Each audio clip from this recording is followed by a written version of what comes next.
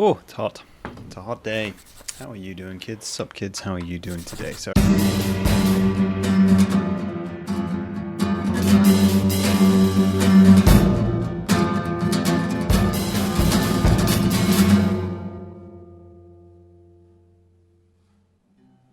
that's how I start the podcast, isn't it? I don't start it with "How are you, kids?" No, this is a sup, kids kind of podcast.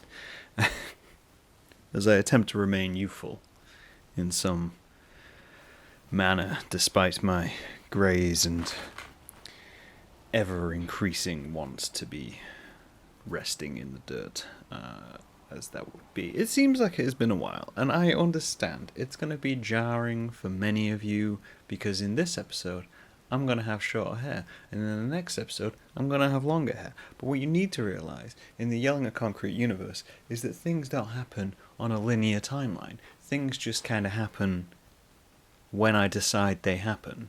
So, get on board or get off board, whatever you need to do to get you through the day. I've been having thoughts, you see. It's been about 2 years since I moved out to the US on the official calendar.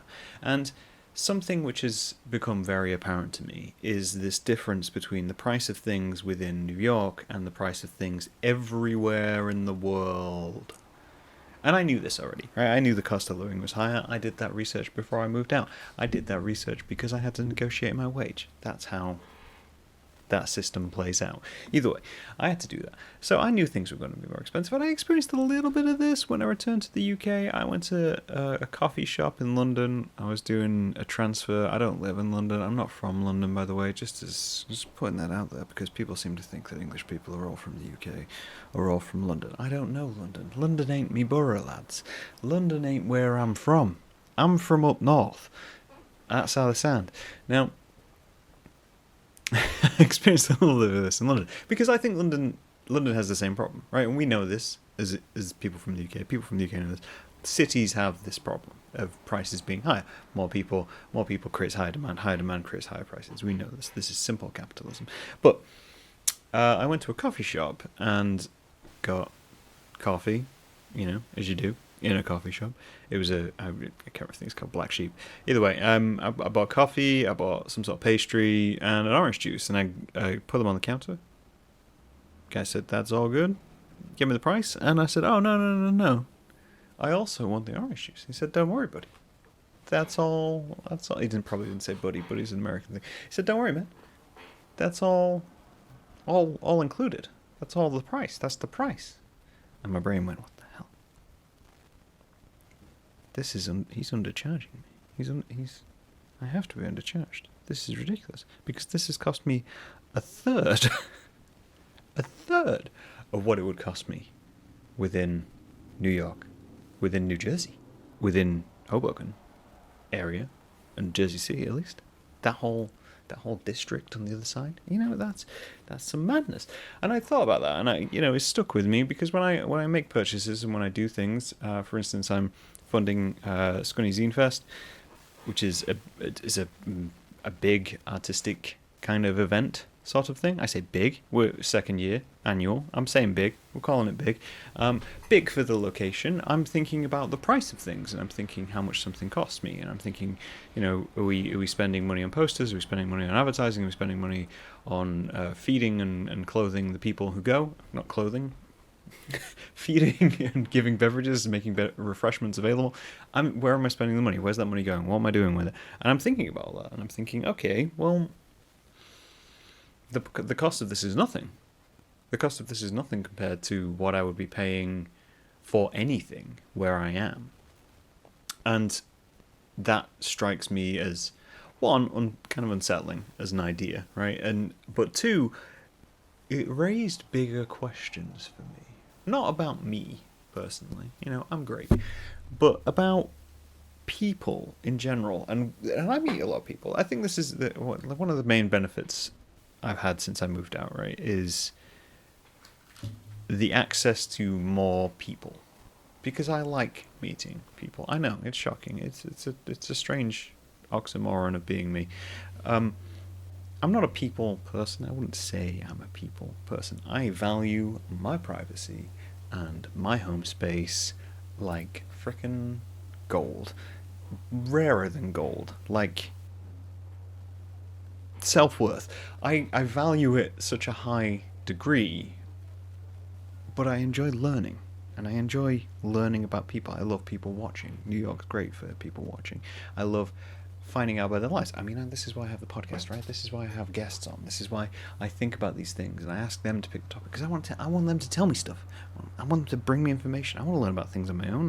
I'm currently reading some books and stuff, but I want to learn about all those things. And I think that's one of the main benefits.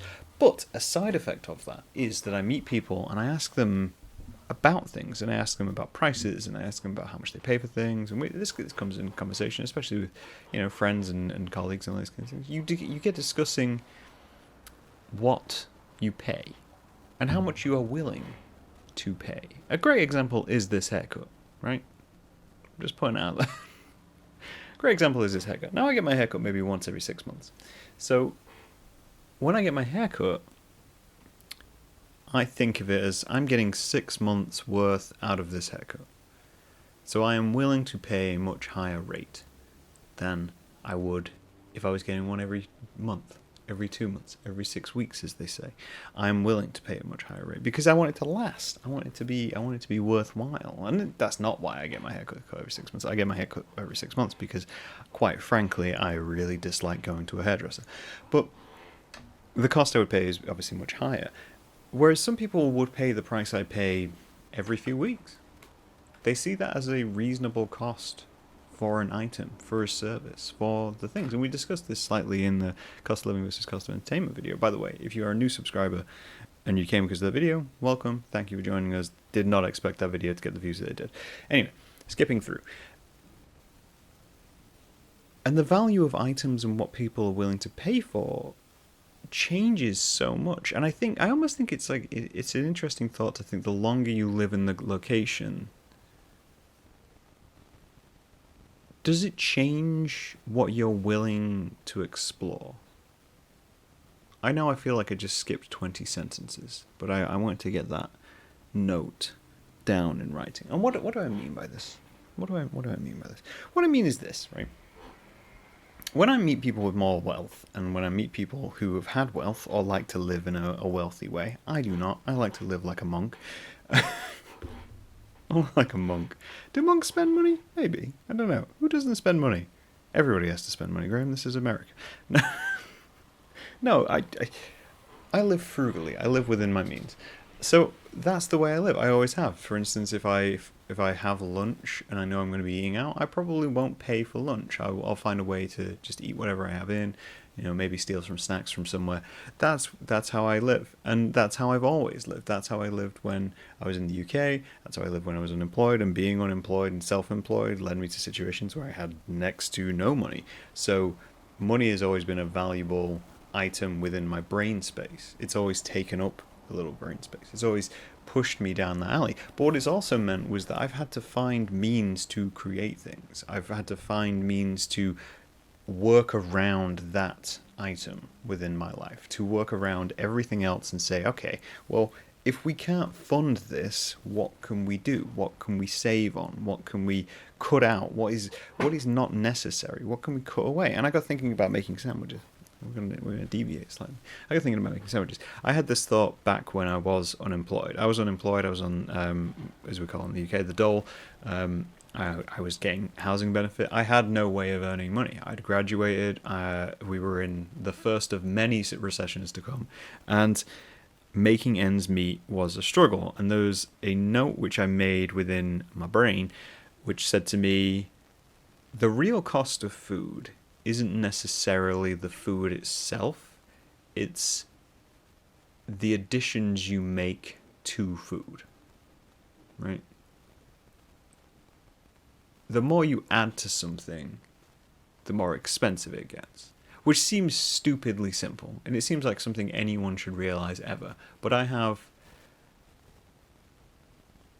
some sort of rationale in my head which just structured it differently to a point where I don't think people realize. The example I would give is this, okay? So let's say you want to have breakfast and you can afford to have a cooked breakfast, and you decide, you know what, I'm going to have a breakfast sandwich. I'm going to have a simple breakfast sandwich. So in the UK, standard breakfast sandwich is a bacon or sausage sandwich. So you would have your bap, your bacon, or your sausage. Now, a fancier version of that would be you add an egg, but you just increased your cost, right? You've just increased cost by quite a significant amount. But bacon and egg isn't a crazy uncommon combination, and fairly cheap to add an egg. So you add an egg. All right. Now, an extra to that would be cheese. So, all right. Well, so now it's not decadent, right? Bacon, egg, and cheese is not a decadent breakfast sandwich. It's a staple if you're in the US, especially in New York. Bacon, egg, and cheese? What? Bacon, egg, and cheese? Anyway, so that's a pretty common sandwich. That's a working class sandwich. But that combination of ingredients has increased your cost threefold because you've taken sausages, which you had to go buy, bacon, which you had to go buy, and eggs, which you had to go buy. And you wouldn't have been able to buy just the sandwich's worth of ingredients. You combined 3 separate items, which means 3 separate, presumably semi-large purchases, because you're going to have to buy a pack of bacon, pack of sausages, and pack of eggs. And then you want to add cheese. Okay, well, you're adding cheese to it. Cheese is crazy expensive. Now, cheese is an addition. Cheese is a premium addition, I would say, to a sandwich. And then you've got extras. You've got condiments. Condiments cost money. It's all these extra things kind of add up and increase the cost. And the other example I give is chicken. Okay, purchasing chicken is fairly cheap. You can get cheap chicken breasts. You can get cheap cuts of chicken. And having chicken, and you're thinking, well, what's the cheapest way to cook this? Well, you can either boil it, fry it, or bake it. And again, neither of those is particularly costly as a cooking method. But as soon as you start adding seasoning, and as soon as you start thinking, oh, well, it'd be nice if I could do like chicken wrapped in bacon.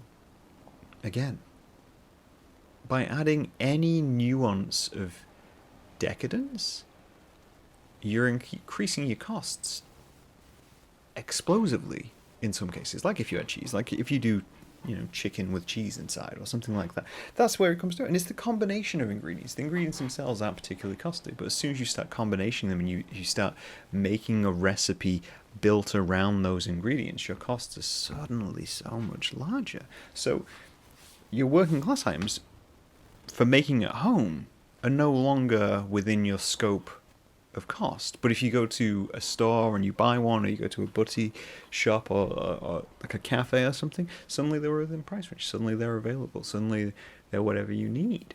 But that's what I'm saying when I get back to my point, is that when you're in that situation where you're thinking, great, I'm having plain chicken and rice, you start recognizing more inventive ways working around things, right? You start recognizing, okay, well, what do I actually have available to me? What do I actually have, and what do I appreciate, and what do I want to add to this? Like, cool, I got chicken.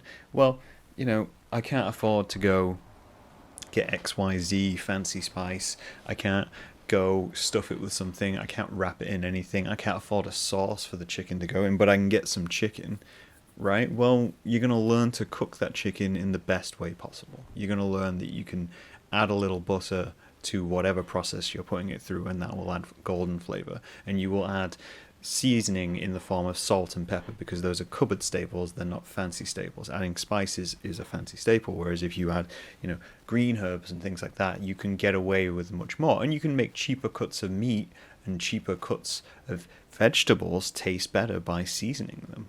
And that's something you learn, and you learn to be a better cook, you learn to be a better chef, you learn to increase the capacity of your abilities because you had that little struggle to get there in the first place. And people will romanticize that. People will romanticize that vision of the world. They romanticize living like the peasants, getting back to the true nature of food and understanding the purity of everything which you put into your body, and you should appreciate that. When in reality, for a lot of people, this is just trying to make ends meet and trying to feed your family. That's the viewpoint. But that's two very different viewpoints. There's two very different reasons for wanting to have the same meal.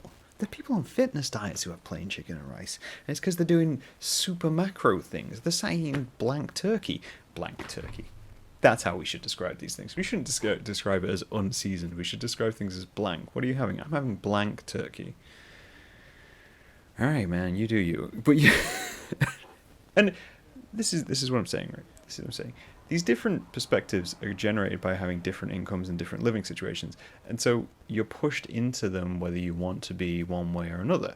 And I think it's interesting when you have someone who has come from a lower income or a working class background or even a middle class background, and they're projected into wealth, because you can timeline their change, right? You can timeline their change of how they become, in many ways, gentrified as a person, right? I did a little brief Google before I started talking, because why not? And I was thinking about this idea of, has this phrase been used, right? Gentrifying, if you don't know, gentrifying is a phrase where they describe it as they're reinvigorating a neighborhood, or you're taking an area which is run down and you're refurbishing it and you're remaking it and you're building better houses and all these kinds of things, which sounds great on the surface, but in reality pushes people who can't afford to live in the new developments out, ruins businesses, destroys whole neighborhoods, just so affluent people and affluent neighborhoods can move into those areas.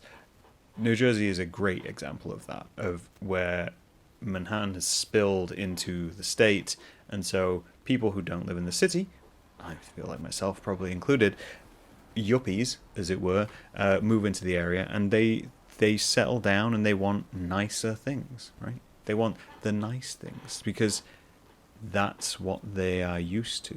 They're used to living in a certain way, and so they come here and then they open those stores. They open those items which no one else is ever going to use. The regular people are never going to use. The standard people, the working people, the people who actually need amenities are taken out of the context and taken out of the conversation, and thus gentrify an area. But you can gentrify a human being. You can gentrify a mind, in my view. I thought it was interesting. There was when I popped it into Google, it said, can you gentrify a person? And the first answer to come up was, gentrify can also refer to the act of causing someone to become more dignified and refined. Now, I think that's a really interesting way of wording that. Causing someone or something to become more dignified and refined. Now, again, on the surface, that sounds okay. But in reality, it homogenizes everything. It homogenizes food, homogenizes culture, homogenizes people, because you're no longer in a diverse, interesting area where changes are having to be made, where items are having to be reinvented, where systems are having to be challenged and altered to make existing within a space more reasonable. Instead, you're creating a system where everything becomes standardized, refined, standardized, and drawing everything back until all the things which were interesting are just kind of belittled out, faded away a little bit. I think it's kind of sad, and it does concern me when you have this happen, when the appreciation for the regular parts of life just kind of disappears. And I think there's a fine balance between appreciation for the regular parts of life and romanticizing struggle and romanticizing poverty. I think there's a TV show which I haven't actually watched, but many people have told me about because I used to work in kitchens, is The Bear. And when you speak to people about it, it's a show about working in a kitchen. Sure, it's a show about working in a high-end kitchen and the drama of all that kind of thing. But the amount of people I speak to who are saying, yeah, I'd love that. I'd love to just dedicate my life and have that experience of being in a super high-intensity environment and getting along with all the people and struggling with the other people and working with them. and create that bonding experience. And I'm sat tearing my hair out because that's how I got my haircut. Because I'm sat thinking, you've really romanticized this. You've really taken a situation which, frankly, is needlessly horrific. No one needs that level of food refinement and stress to get to food refinement to be their life. You can be perfect at something, you can be professional at something, and you can have it as the skill which you have mastered within your entire life, but the process doesn't need to be some industrialized action where people are being screamed at and yelled at and things are getting thrown around or anything like that. No, what people need is just appreciation for human beings is a good start, and accepting that mistakes happen. I watched the Chef's Table, and I loved the Chef's Table because what they spoke about was the art of food. But most of the time when they spoke to chefs, a lot of them were basically just saying, look, we simplified the process. Most of this stuff is pre-made. Most of this stuff is stuff which we plan well in advance, and then we put the show on. We have that process, and the things which do need to be done on the day are very specific, so it's not panicked. It's not what's the word? Tenuous. When you get an increase of orders, they limit the amount of tables. This all makes sense, because why add the struggle? Apart from the fact that you might have quite a vapid life, because you've been gentrified, your brain's been gentrified. You no longer take the appreciation of just going and getting a cheap coffee, going and sitting down and having a very simple sandwich. I love a simple sandwich. Egg sandwich? Ooh, that's so simple. Egg sandwich with a little bit of salt. That's all I want. Little things make me happy. Little things make us go forwards. I think it's something to be careful of. Especially people in my age group, where we've watched the generation before essentially have this. A lot of us grew up in families which were less well off than they are now. And as we know, the generation above us did a thing where they hoarded wealth, and the balance has become big. The imbalance has become bigger and bigger and bigger, and that's what they've done. And you look at them now and you ask them about these little things which you think are, simple parts of your day to day, and they're like, no, we would never do that. Why would I buy off-brand cereal? Well, because what's so special about the branded cereal? Oh, I can't have that cut of meat. It's an off-cut. So what? So what if it's an off-cut? Enjoy the off-cuts. It's slightly cheaper and has exactly the same flavour profile as the other cut, and you're just going to chop it up anyway. I think it is important to look at, and it's important to catch yourself when you do find that. And I'm not saying you can't treat yourself. There's things which I pay more for. Like I said, this haircut cost me more than I thought it would, but it occurred, it happened, and I do it once every 6 months. I do buy fancier coffee once in a while. I do buy fancy cereal every once in a while. But for the most part, I stick to the standardized stuff, because not only is it good, it encourages me to explore. I think this was a good follow-on from cost of living versus cost of entertaining, because, and I think media falls into this method, that the more you are distracted and the more you are convinced that certain things have to be created, made in one way, has to have this production value, has to have this frame rate, has to be shot in a certain way, has to have lighting, has to have all these things, has to have high A-list actors, you really miss just all the great things which are happening around you. All the little things, all the independent things, all the innovative things, all those things. Suddenly you're no longer walking through a gentrified neighborhood, you're walking through a gentrified mind. A mind which has been refined and groomed to be more dignified, when in reality everything just got painted beige. I'll be curious what you guys think. You gentrify a mind? I want to think them. Talk to you guys later.